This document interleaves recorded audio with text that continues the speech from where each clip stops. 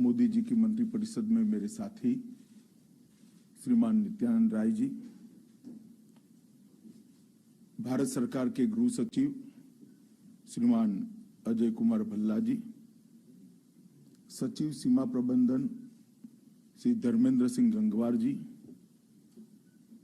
भारतीय भूमि पत्तन प्राधिकरण के अध्यक्ष श्री मिश्रा जी और आज के कार्यक्रम में आए हुए सभी उपस्थित भाइयों और बहनों, हम सब के लिए ये बहुत हर्ष का विषय है कि प्राधिकरण आज अपना 10वां स्थापना दिन मना रहा है। एक दृष्टि से देखें तो गृह मंत्रालय की जितनी भी अधीन अलग अलग प्रकार के उपक्रम है, इसमें सबसे कम आयु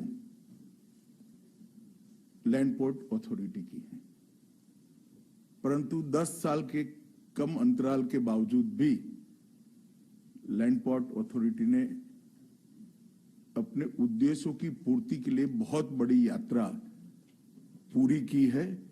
ये सच अर्थ में सराहनीय है। इसलिए लैंड पोर्ट अथॉरिटी के सभी कर्ता धर्ता टीम को मैं मन से बहुत बहुत साधुवाद देना चाहता हूं। पूरे देश की भूगोल और पूरे देश के इतिहास को अगर हम बारीकी से अध्ययन करेंगे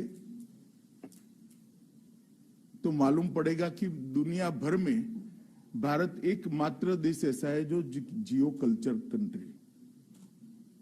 दुनिया भर के सारे देश, चाहे अफ्रीकन देश हो, चाहे यूरोपियन यूनियन के देश हो, चाहे युद्धों से बने देश हो, वो जियो पॉलिटिकल कंट्री है। पूरी दुनिया में एकमात्र देश ऐसा है जिसको विशुद्ध रूप से जियो कल्चर देश के नाम से हम जानते हैं। अनेकविध भाषाएं, अनेकविध कल्चर, संस्कृतियों की विविधता, भाषा में विविधता, खान पान, भूषा में विविधता, मगर एक समान संस्कृति के कारण हम जोड़कर एक देश बने हैं। और ये हमारी जो यात्रा है हजारों सालों की है। इसका नाप भी शायद दुनिया का कोई इतिहासकार निकाल नहीं सकता कि कब भारत शुरू हुआ, कहां भारत शुरू हुआ, कैसे शुरू हुआ। मगर इस यात्रा का ध्यान से अध्ययन करते हैं तो इसमें भूमि मार्गों का बहुत बड़ा महत्व है,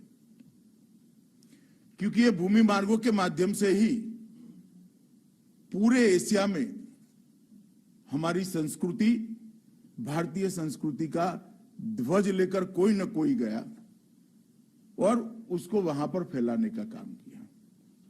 ये भूमि मार्गों के माध्यम से ही समग्र खंड के अंदर भारत को चिर पुरातन समय से एक प्रकार से व्यापार का आधिपत्य देने का काम ये भूमि मार्गों ने किया। और ये भूमि मार्गों के माध्यम से ही अनेक देश के यात्री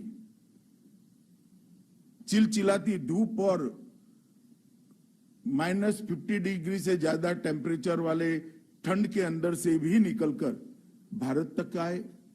यहां से ज्ञान लेकर चीन भी गए, थाईलैंड भी गए और दुनिया भर में हमारे ध्वज को फहराया। आजादी के बाद ये भूमि मार्गों का ऊपर हमारा जितना ध्यान होना चाहिए था वो ध्यान नहीं रहा। खैर, बहुत सारी प्रायोरिटी होती है, परंतु जब इस पर ध्यान गया तब प्राधिकरण की स्थापना हुई और प्राधिकरण ने ये 10 साल में पूरी कमी को, 75 साल की पूरी कमी को पूरा करने के लिए बहुत बड़ी यात्रा पूरी करी है। ये अभिनंदनीय है।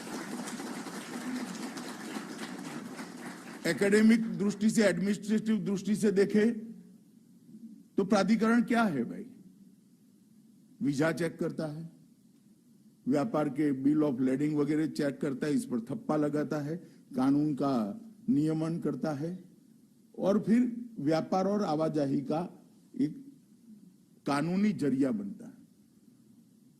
परंतु ध्यान से देखें तो सुरक्षा के साथ समझौता करे बगैर हमारे अर्थतंत्र को गति देने का काम और पड़ोस के देशों में व्यापार बढ़ाने का काम जो महत्वपूर्ण है वो प्राधिकरण करता है। संस्कृति को आदान प्रदान और सीमा के दोनों ओर रहने वाले लोग जिसकी वेशभूषा भी समान है, बोली भी समान है, कल्चर भी समान है, उसके बीच में संवाद प्रस्थापित कर दो देशों के बीच के संबंध को भी तरोताजा रखने का काम, मजबूत बनाने का काम प्राधिकरण कर रहा है। और तीसरी दृष्टि से देखें तो दो देशों के बीच में, दो देशों की जनताओं के बीच में डिप्लोमेसी तो होती रहती है, डिप्लोमेटिक लोग चर्चा करते रहते हैं, मगर दो देशों की जनता के बीच में संवाद का माध्यम भी प्राधिकरण बना है।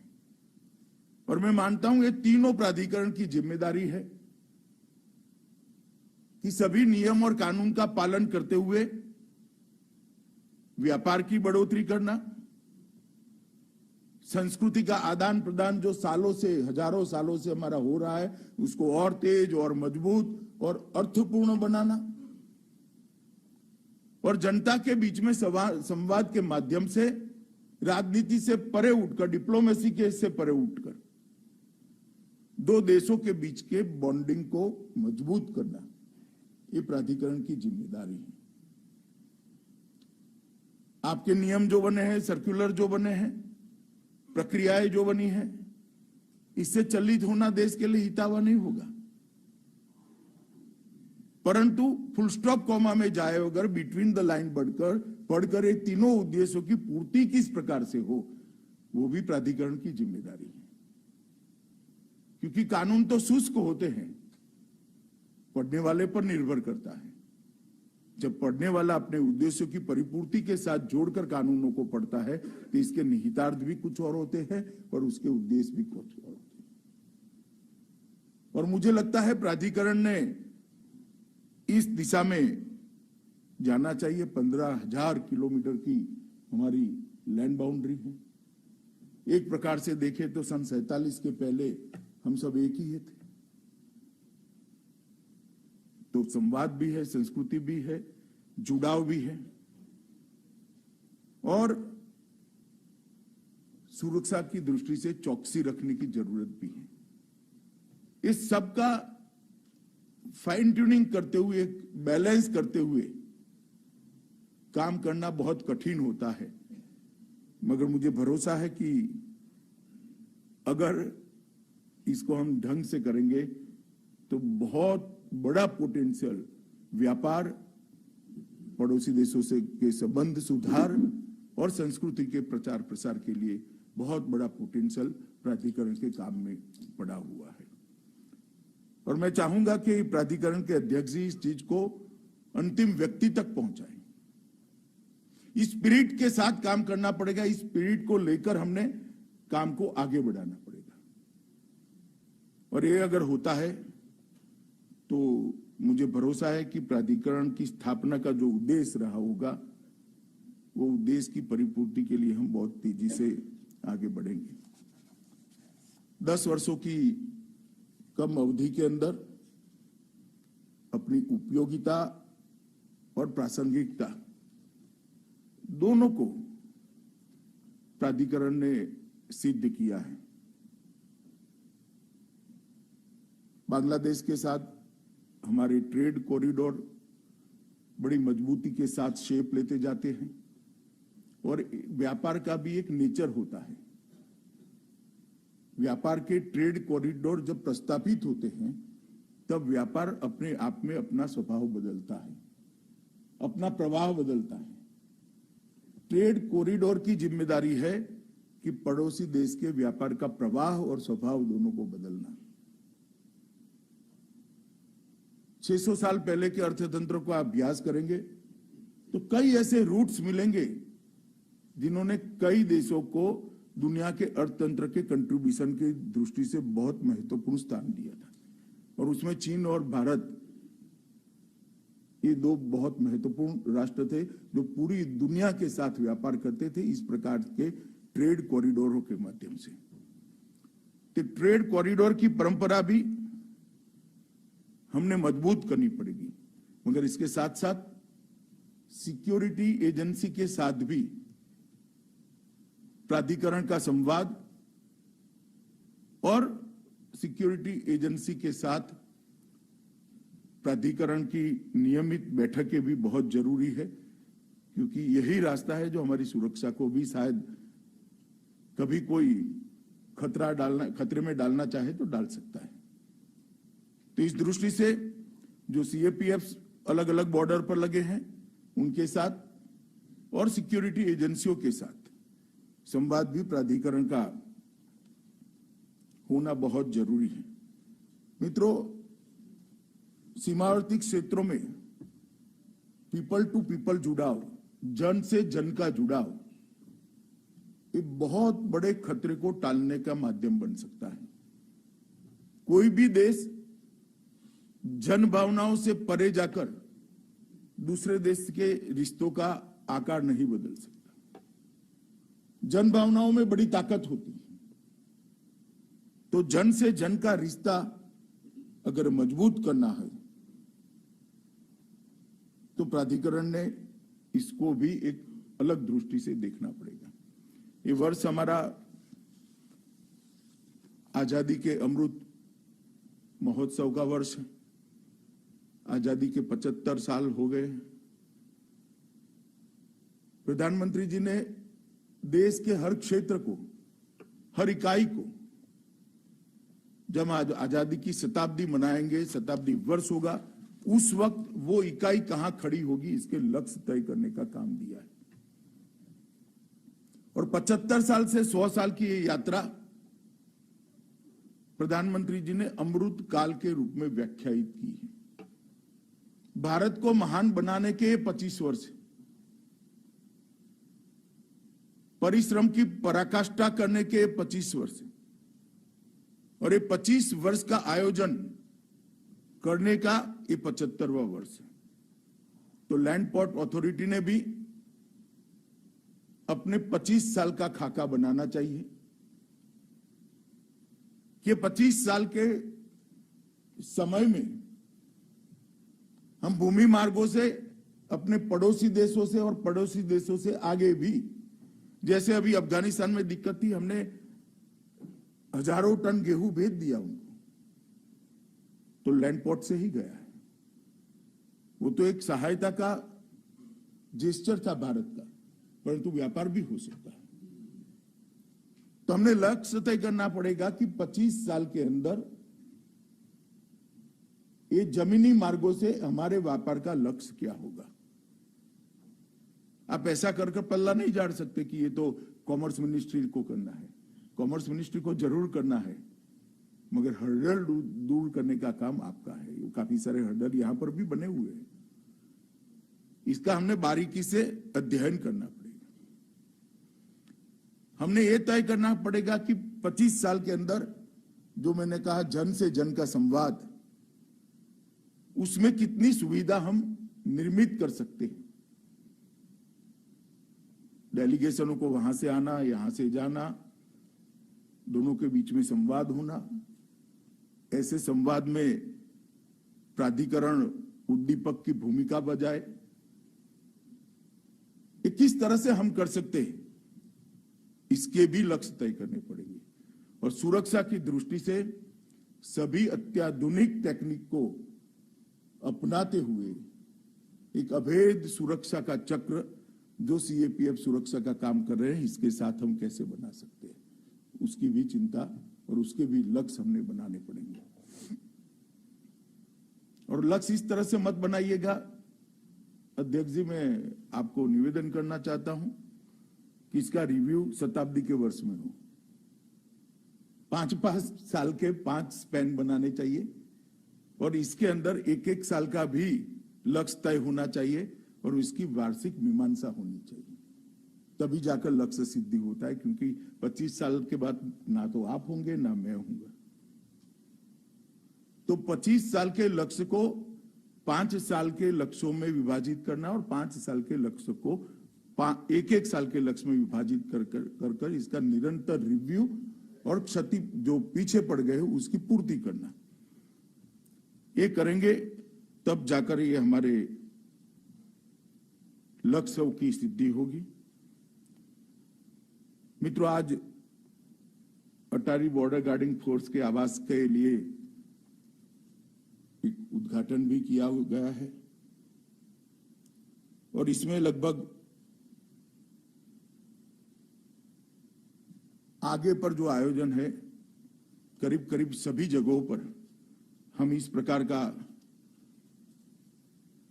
आयोजन भी करेंगे और इसको पूर्ण भी करेंगे। प्लानिंग भी किया हुआ है और जो मुझे हर्ष है, आज इस अत्याधुनिक निवासों का लोकार्पण हुआ है। 4 साल पहले ही इसका भूमि पूजन हुआ था और आज इसका लोकार्पण हो रहा है। तो एक समयबद्ध तरीके से ये काम पूरा हुआ है, इसका मुझे आनंद है।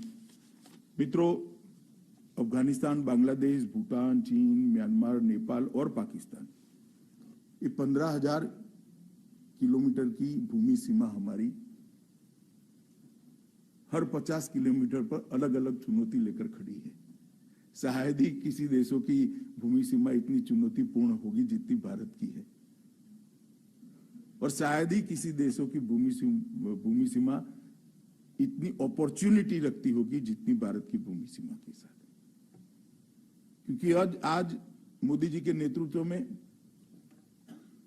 भारत आत्मनिर्भर भारत बनने की दिशा में आगे बढ़ रहा है। मैं स्पष्ट रूप से देख रहा हूं कि आने वाले 10 वर्षों के अंदर विश्व के सभी उत्पादन के हब बने हुए देशों में भारत अपना प्रमुख स्थान सुनिश्चित कर लेगा, इसमें कोई दो राय नहीं है। मगर उत्पादन कर उत्पादों का करेंगे क्या? उसको आसपास के देशों में, ये 7 देशों से जो हमारी भूमि सीमा सटी हुई है, वहां पर व्यापार के लिए भी सुविधा खड़ी करनी होगी। एक जमाना था no border infrastructure, no connectivity, no trade, और एक प्रकार से आप देखिए तो सभी चीजें रुकी हुई थी। आज सभी चीजों में गति है। गति शक्ति के माध्यम से प्रधानमंत्री जी पूरे देश की ट्रांसपोर्ट सिस्टम, चाहे किसी भी क्षेत्र की हो, इसको आगे बढ़ाने के लिए कृतनिश्चयी है। उस वक्त प्राधिकरण की जिम्मेदारी और बढ़ जाती। सीमा चौकियों पर अपर्याप्त बुनियादी ढांचा क्षेत्रीय व्यापार को बढ़ाने के लिए एक बहुत बड़ी बाधा था और इसको हम बहुत अच्छे तरीके से अब धीरे धीरे कर सुधार कर रहे हैं। इसकी गति को भी और तेज करेंगे हम। हमारी सीमा सुरक्षा और सीमा प्रबंधन की नीति बहुत स्पष्ट है। मजबूत इंफ्रास्ट्रक्चर, देश को सीमाओं के साथ जोड़ता हुआ उसका निर्माण करना, सीमा के क्षेत्र से पलायन रोकने के लिए कल्याणकारी योजनाओं का 100% वहां पर इंप्लीमेंटेशन करना, अच्छी कनेक्टिविटी वहां उपलब्ध कराना, भू सीमा के माध्यम से ट्रेड को बढ़ावा देकर भी पलायन को रोकना और जन से जन का संवाद को मजबूत करना। ये 5 सूत्र को अगर हम अच्छे से करते हैं तो मुझे लगता है कि सीमाओं का प्रबंधन और सीमाओं की सुरक्षा और सीमाओं का उपयोग तीनों आयामों में हम बहुत अच्छा काम करेंगे। यहां पर इंफ्रास्ट्रक्चर, अच्छी कनेक्टिविटी, ट्रेड को बढ़ावा देना और जन से जन का संवाद, पीपल टू पीपल डायलॉग, ये चारों में प्राधिकरण काफी कुछ कर सकता है। मुझे भरोसा है कि प्राधिकरण अपने आप को इसके लिए तैयार करेगा। ढेर सारी उपलब्धियां है लैंड पोर्ट अथॉरिटी की, मैं सबका जिक्र करना नहीं चाहूंगा। परंतु करतारपुर साहिब कॉरिडोर ने दुनिया भर के हिंदू और सिख श्रद्धालुओं में जो देश के लिए अच्छी भावना खड़ी की है, इसके लिए मैं आज प्राधिकरण के सभी कर्मचारियों को बहुत बहुत साधुवाद देना चाहता हूं। जब देश का विभाजन हुआ तब एक गलती हो गई, 6 किलोमीटर ही दूर था। क्यों हम चूक गए मुझे मालूम नहीं, कुछ मजबूरियां रही होगी, उस वक्त नजर नहीं पड़ी होगी, परंतु हमेशा कसक पैदा होती थी। जब भी प्रथम गुरु का कोई भी पर्व आता था, सबको कसक पैदा होती थी। आज करतारपुर साहिब कॉरिडोर ने पूर्णतया नहीं परंतु सबको जाने का रास्ता दिया है, अपनी श्रद्धा को मजबूत करने का एक मजबूत माध्यम दिया है। इसके कारण आज दुनिया भर के लोग हमें मिलते हैं, चाहे हिंदू हो चाहे सिख हो, सबके मन में अपनी श्रद्धा को अभिव्यक्त करने का एक मजबूत माध्यम